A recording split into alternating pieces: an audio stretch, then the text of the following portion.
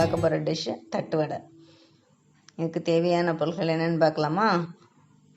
அரிசி மாவு, உளுந்த மாவு, பொட்டுக்கடலை, எள், காயம், கருவேப்பிலை, உப்பு, சில்லி பவுடர், எண்ணெய், கடலெண்ணெய். நல்லா வானலியில் அடுப்பில் வச்சுட்டு எண்ணெயை விட்டு எண்ணெயை சூடாக்குங்க. எண்ணெய் சூடாகிறதுக்குள்ளால நம்ம மாவு ரெடி பண்ணிக்கலாம். இதில் 1 கப்பு அரிசி மாவு எடுத்துக்கோங்க. அரிசி மாவில் 1/4 கப்பு உளுந்த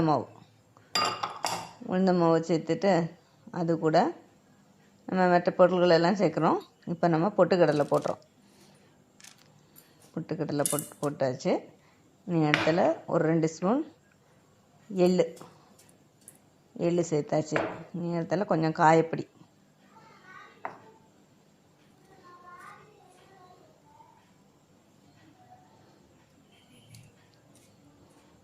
மிளகுத்தூள் சேர்த்துக்கலாம். அடுத்து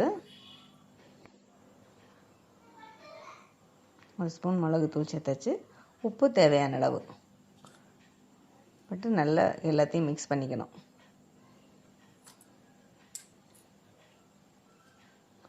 எல்லாம் சேர்ந்து வரணும். எல்லாம் சேர்த்த பிறகு அது கருவேப்பிலையை சின்ன சின்னதாக கட் பண்ணி அது கூட சேர்த்துக்கணும். இப்போ நம்ம கருவேப்பிலையை கட் பண்ணி போடுறோம்.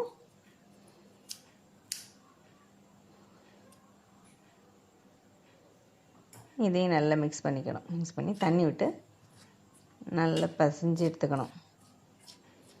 சப்பாத்தி மாவு பசிய பக்குவத்துக்கு எடுத்துட்டு இப்போ நம்ம எண்ணெய் சூடாக பண்ணி வச்சுருக்கோம். அதுலேருந்து 2 ஸ்பூன் எண்ணெயை இதில் விடணும். அப்போ கொஞ்சம் மாவு ஒட்டாமல் நல்லா அழகாக வரும்.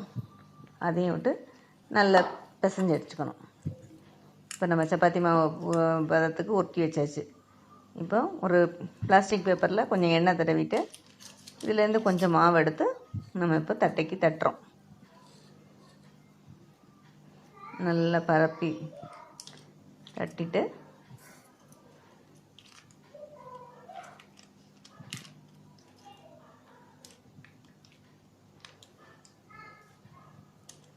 எவ்வளோ தூரம் நம்மளால் விரித்து தட்ட முடியுமோ அந்தளவுக்கு விரித்து தட்டிட்டு இப்போ எண்ணெய் நல்லா சூடாறிட்டு எண்ணெய் நல்ல சூடாக இருக்கணும். சூடான எண்ணெயில் போட்டு இதை நம்ம பொரிச்சு எடுக்கணும். இப்போ நம்ம இதில் அரிசி மாவு கூட உளுந்த மாவு சேர்த்தோம். அதுக்கு பதிலாக பொட்டுக்கடலையே நல்லா நைஸாக திரிச்சிட்டு பொட்டுக்கடலை மாவு கூட சேர்த்து நீங்கள் செய்யலாம். அதே மாதிரி பொரிக்கடலை போட்டோம். நம்ம அதில் பொரிக்கடலை பதிலாக கடலைப்பருப்பை ஊற வச்சுட்டு அதை கூட போடலாம். நல்லாயிருக்கும். பொட்டுக்கடலை போட்டாலும் அரிசி மாவும் பொட்டுக்கடலையும் அது ஒரு டேஸ்ட்டு, அதுவும் நல்லாயிருக்கும். இப்போ எல்லா பக்கம் நல்லா திருப்பி விட்டு நல்லா பொரிச்சு எடுத்துக்கணும். இப்போ அழகாக பொரிஞ்சு வந்துச்சு பாருங்கள். இப்போ நமக்கு தட்டு வடை தயார்.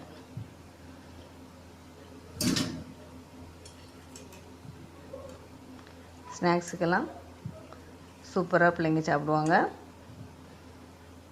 ஈவினிங் ஸ்நாக்ஸுக்கான தட்டு வடை தயார்.